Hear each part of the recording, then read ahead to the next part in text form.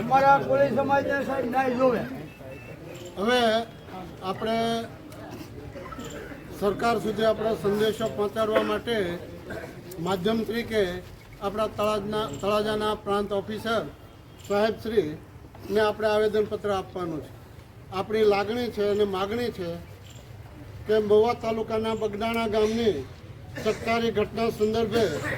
ફરિયાદી કોળી નવનીતભાઈ બાલદિયાનું વિશેષ નિવેદન લઈ ફરિયાદ મુજબ એફઆઈઆરમાં ઘટનાનામું ઉમેરો કરવા બાબતે સવિનય ઉપરોક્ત બાબતે આપ સાહેબશ્રીને માનસ અરજ જણાવવાનું કે થોડા દિવસ પહેલાની અતિ ચર્ચિત ઘટના મહુવા તાલુકાના બગદાણા ગામે સરપંચશ્રીના દિયર કોળી નવનીતભાઈ બાલદિયા ઉપર અસામાજિક તત્વો દ્વારા જીવલેણ હુમલો કરવામાં આવ્યો હતો, જે ઘટનાના પડઘા સમગ્ર ગુજરાતમાં પડ્યા છે અને ચારે કોર અમારો સમગ્ર કોળી ઠાકોર સમાજ આક્રોશ વ્યક્ત કરી રહ્યો છે। શરૂઆતથી કેસની તપાસ જે સંબંધિત પોલીસ વિભાગ દ્વારા કરેલ તેમની કામગીરી અને નિષ્ઠા પ્રત્યે સમાજ નારાજગી અને શંકા દર્શાવી રહ્યો છે, ત્યારે જિલ્લા પોલીસ વડાશ્રી દ્વારા બગદાણા પોલીસ સ્ટેશનના તત્કાલીન પોલીસ ઇન્સ્પેક્ટર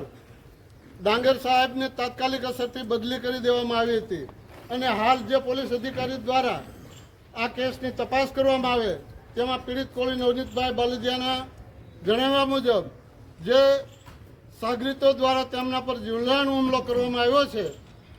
ત્યારે અમો તળાજા તાલુકા અને શહેર સમસ્ત કોળી સમાજના સામાજિક રાજકીય આગેવાનો, વડીલો, વિવિધ સંગઠનોના હોદ્દેદારો તેમજ સમાજના જાગૃત ભાઈઓ બહેનો દ્વારા આપશ્રી સમક્ષ લાગણી અને માગણી વ્યક્ત કરી જણાવીએ છીએ કે જવાબદાર પોલીસ તંત્ર દ્વારા પીડિત કોળી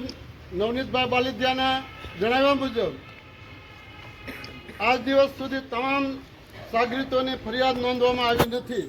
તેમજ ગુનાના મુખ્ય સૂત્રધાર વિરુદ્ધ ગુનાહિત કાવતરું ઘડવાની વિવિધ કલમોનો ઉમેરો કરવામાં આવે,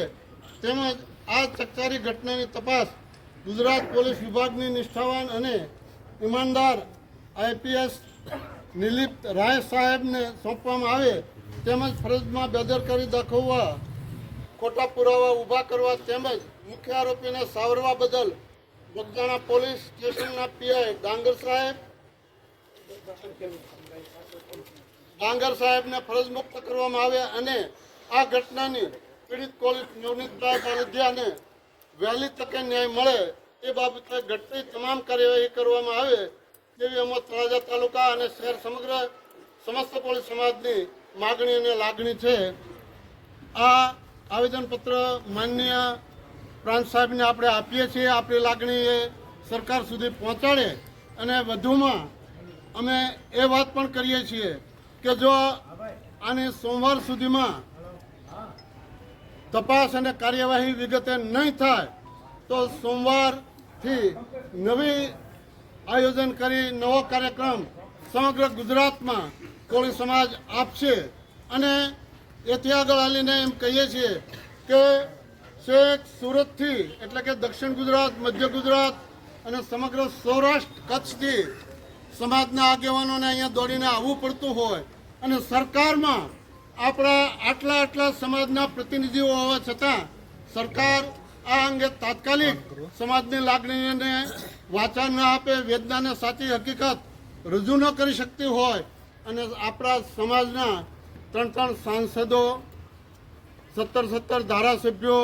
3 મિનિસ્ટરો રજૂઆત કરવા જાય અને આ રાજ્યના ગૃહમંત્રી શ્રી એ આપણા આગેવાનોને સાંભળવા માટે સ્થળ ઉપર હાજર પણ ન રહે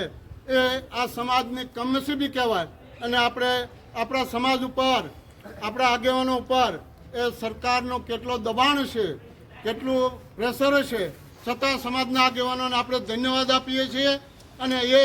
આપણી લાગણી, સમાજની લાગણી એ સરકાર સુધી, મુખ્યમંત્રી સુધી પહોંચાડી છે। ત્યારે ફરી વખત તળાજા તાલુકા વતી, તળાજા સમગ્ર તાલુકા વતી, સમગ્ર સમાજ વતી માનનીય પ્રાંત સાહેબને આપણે લેખિત એ રજૂઆત ને લાગણી વ્યક્ત કરીએ છીએ